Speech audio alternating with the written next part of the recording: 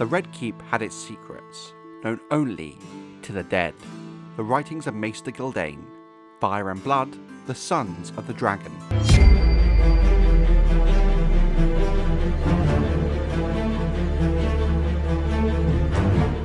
After Aegon finalised his conquest and was crowned Lord of the Seven Kingdoms in his second coronation at Oldtown, many expected that he would make Dragonstone, or perhaps Oldtown, his new capital. He unexpectedly decided to build his capital in the new growing town around the Aegonfort, the town that had become known to the small folk as King's Landing, given it was the very location Aegon landed the day the conquest began. There was some strong logic to choosing the small town over the more established cities. Namely, these ancient cities were already under the control of houses who had ruled them for thousands of years. It would cause needless tension if Aegon co-opted one of these seats. Also, since King's Landing was more centrally located than any of the other cities, but also not part of the former fragmented kingdoms, it would set the king's seat apart from his new vassals. Aegon correctly foresaw that King's Landing would become a great city, which it did in 10 AC, with it soon going on to surpass the likes of Oldtown and Lannisport. Trade shifted from Duskendale and Maidenpool, and by 25 AC, King's Landing had become the realm's third largest city, ahead of White Harbour and Goldtown. While this was great news for King's Landing, it was less so for the people of Duskendale in particular, who were hit hardest by the decline in trade. The following year, Grand Maester Garwin and Sir Osmond Strong completed the city walls and 7 gates for the 7 gods, and thus the footprint of King's Landing we know today started to become recognisable.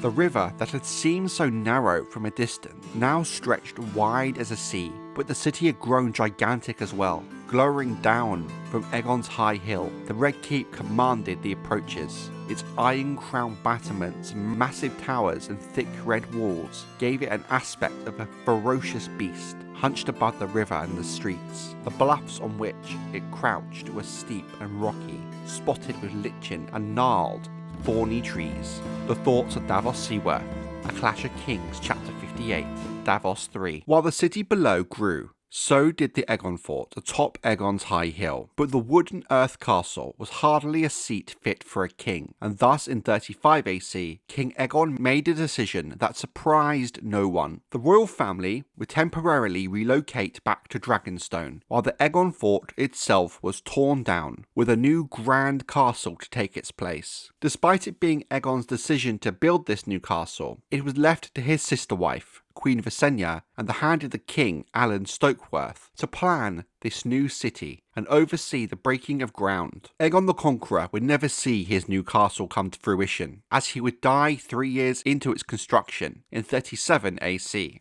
The Red Keep was not ready for the coronation of Aegon's son and heir, with the Great Hall itself still very much open to the elements, with the Iron Throne stood alone in the rubble. But after being crowned on Dragonstone, King Aenys would fly on Dragonback to the ruins of the Aegonfort to claim the Iron Throne, with countless small folk watching on. King Aenys, it is said, became obsessed with the ongoing building of the castle and would agree to adopt the small folk's name for it. They had been calling it the Red Keep, due to the red coloration of the stones used in its construction. Like his father, King Aenys too would not see the Red Keep finished, when he died very suddenly in 42 AC on Dragonstone, at the start of the Faith Militant Uprising, an event that would all but stop construction on the Red Keep for the better part of a year. Aenys was succeeded to the throne by his brother, who became known as King Maegor The Cruel, who technically had usurped the throne from his nephew, Prince Aegon the Uncrowned. On Aenys' death, the Red Keep and Seat of Remembrance in King's Landing were seized by the warrior sons and Poorfellows, but control of the city was regained by Maegor, using Balerion the Blackdread to destroy the Faith Militant at the Sept and solidify his rule. Maegor would then take personal charge of the Red Keep's construction in 43 3 AC, when it resumed. Maegor had a vision that went beyond the plans of Aegon and Aenys, feeling the original plans for the Red Keep did not reflect the true power of House Targaryen. He expanded the project by adding a moated holdfast within the walls of the Red Keep, later becoming known as Maegor's Holdfast. While Maegor's Holdfast would be used as apartments for members of the court and even for the royal family at times, its main purpose was for it to become a last line of defense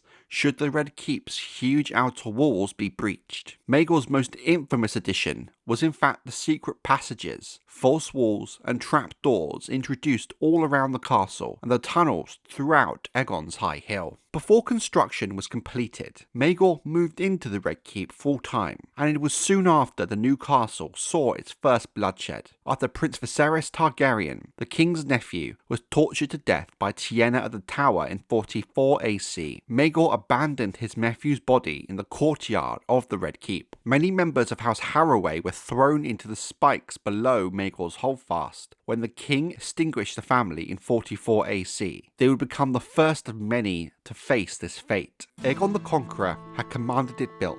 His son Maegor the Cruel had seen it completed.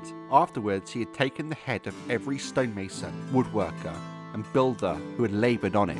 Only the blood of the dragon would ever know the secrets of the fortress the Dragon Lords had built, he vowed. The thoughts of Catelyn Stark, Game of Thrones, Chapter 18, Catelyn 4.